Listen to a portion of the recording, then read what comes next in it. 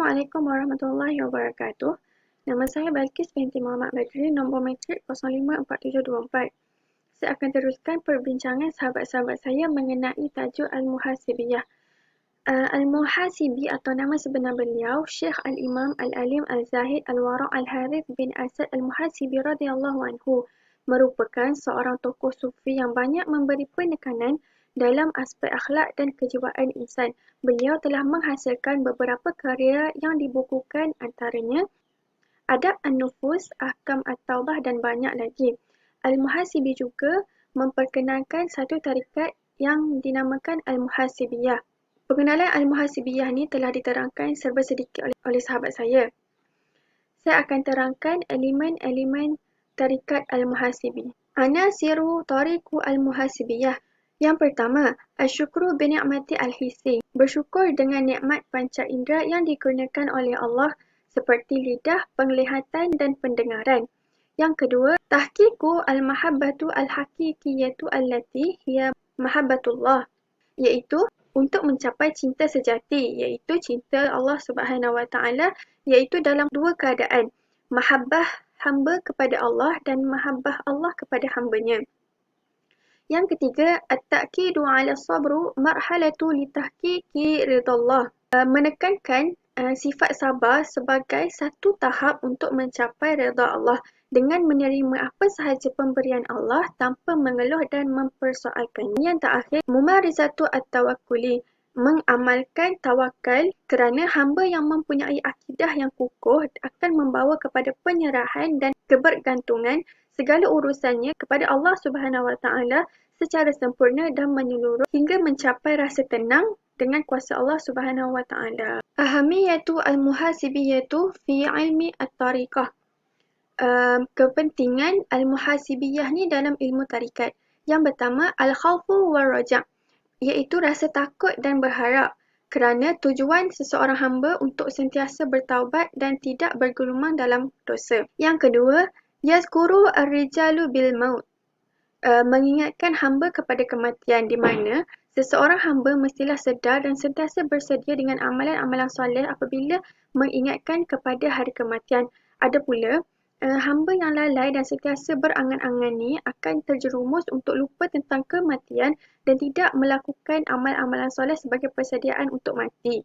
Hamba yang sentiasa mengingati mati akan segera bertaubat apabila dia melakukan dosa kerana takut akan kemurkaan Allah dan pembalasan dosa. Seterusnya, idkhalu wa tamyizu al-khairi wa syarri, iaitu tarikat al-muhasibiyah ni memperkenalkan dan membezakan kebaikan dan kejahatan, di mana segala kebaikan adalah bersandarkan kepada Al-Quran dan As-Sunnah serta melakukan sesuatu kebaikan kerana Allah Subhanahu Wa Taala. Manakala kejahatan pula datang apabila manusia lalai dan mengikut hawa nafsu semata-mata.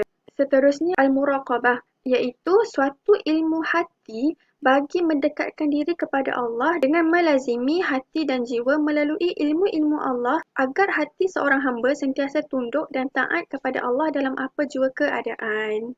Seterusnya, al-imtiyazu tariqi al-muhasibiyah, iaitu keistimewaan tarikat al-muhasibiyah. Yang pertama, sun'u al-insan daiman yastayqizu wa ya'ishu fil islami asyumul, iaitu memastikan hamba sentiasa bangun dan hidup dalam acuan Islam yang sempurna.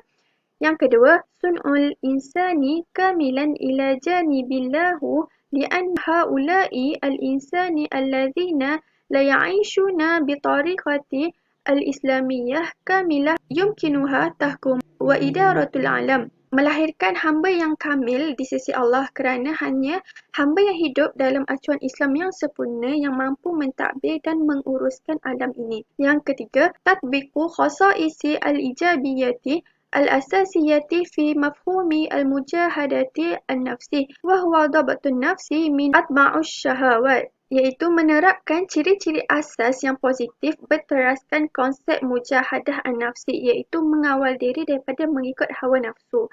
Yang keempat, ya'rifu al-insanu 'ala al-khairi wasyarri li'anna al-muhasibi yara anna al-khairu huwa al-'amilu mukhalisu wajadallahu ta'ala wa taraka kulla syarrin. Memperkenalkan kebaikan dan kejahatan kepada manusia kerana al-muhasibi berpendapat bahawa kebaikan adalah amalan bersungguh-sungguh yang dibuat hanya kerana Allah Subhanahu Wa Taala serta meninggalkan segala larangannya. Yang terakhir, tanamir ruhil insani li ma'rifatillah wa qubuliha wa mumarisatiha bisyaklin afdalu wa tajannubu asyururi, iaitu memupuk jiwa hamba agar lebih mengenal, menerima dan mengamalkan ilmu-ilmu Allah serta mengelakkan perkara mungkar. Khulasah, yastakhdimu al-muhasibi al-manhaju tarbiyatu ar-ruhi liyatbiquha fil hayati al-yawmiyati litahqiqi ridallah, iaitu al-muhasibi ini menggunakan pendekatan melalui pendidikan jiwa untuk diaplikasikan dalam kehidupan seharian bagi mendapatkan keredaan Allah.